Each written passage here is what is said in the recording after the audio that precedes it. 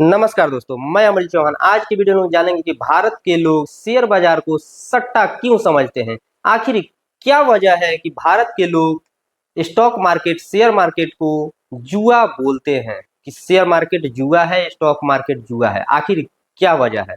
वहीं पे अगर विकसित देशों की बात करें, अगर सबसे बड़ा देश, सबसे अमीर देश कोई है अमेरिका, अगर वहां की बात करें तो वहां के 60% लोग, समझिए 60% लोग वहां के शेयर मार्केट करते हैं। इतना बड़े देश, इतने विकसित देश के लोग क्या बेवकूफ हैं?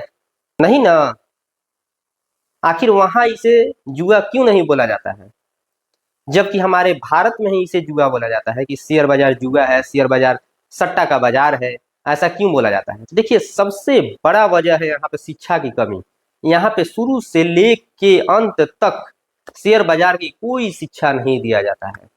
यहाँ तक कि जो अर्थशास्त्र वाले होते हैं उनको भी स्टॉक बाई करना, सेल करना, स्टॉक को रीडिंग करना, स्टॉक की स्ट्रेंथ, वॉल्यूम का पता लगाना उन्हें नहीं पता चलता है। बहुत सारे ऐसे इकोनॉमिक्स ऑनर्स करने वाले हैं, उन्हें अच्छे से बैलेंस शीट, यही कारण नहीं आता है। यही कारण है कि स्टॉक मार्केट को भारत में जुआ बोला जाता है, क्योंकि भारत में शुरू से लेकर के स्टॉक मार्केट के तरफ रुझान ही नहीं है। लोगों को इसके बारे में नॉलेज ही नहीं है, समझे। यहाँ पे सिर्फ और सिर्फ मात्र 3.5% लोग स्टॉक मार्केट करते हैं, यानी 100 में से मात्र 3 लोग ही, 3.5 लोग ही शेयर बाजार करते हैं। इसीलिए यहाँ पे नॉलेज की कमी है, जिस कारण यहाँ के लोग शेयर मार्केट को, स्टॉक मार्केट को सट्टा का बाजार यानी जुआ बाजार समझते हैं। और यहाँ के लोगों का लॉस होने का कारण भी यही है, क्योंकि नॉलेज नहीं रहेगा तो आपको लॉस होगा ही, लॉस लेना ही पड़ेगा। इसीलिए देखिए, ये सट्टा बाजार नहीं है, स्टॉक मार्केट सट्टा बाजार नहीं है। यहाँ पे मनी मैनेजमेंट, रिस्क मैनेजमेंट, ये सभी करके आपको वर्क करना पड़ता है। क्योंकि देख लीजिए, इतने बड़े विकसित देश, वहां के कितने बड़े बड़े लोग हैं, वो शेयर बाजार करते हैं और शेयर बाजार से अच्छे कमाई करते हैं, अच्छा इनकम करते हैं शेयर बाजार से, है ना। और वहीं इंडिया की बात करें तो इंडिया के लोग बैंक में पैसा रखना पसंद करते हैं, जबकि अमेरिका के लोग बैंक में पैसा कतई नहीं रखते हैं।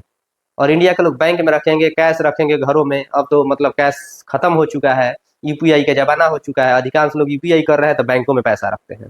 जबकि विकसित देशों की बात करें, जितने भी विकसित देश हैं वो सभी कहाँ पैसा रखते हैं? स्टॉक मार्केट में लगाएंगे, शेयर मार्केट में लगाएंगे, वो कतई बैंक में नहीं रखेंगे। क्योंकि अगर बैंक में आप पैसा रखते हैं तो आपको सिर्फ और सिर्फ 8% मैक्सिमम रिटर्न मिल सकता है, मैक्सिमम। वो भी बहुत कम लोग उठाते हैं, बहुत लोग 3%, क्योंकि सेविंग अकाउंट में पैसा रखेंगे 2.5% उनको इंटरेस्ट मिलेगा साल का।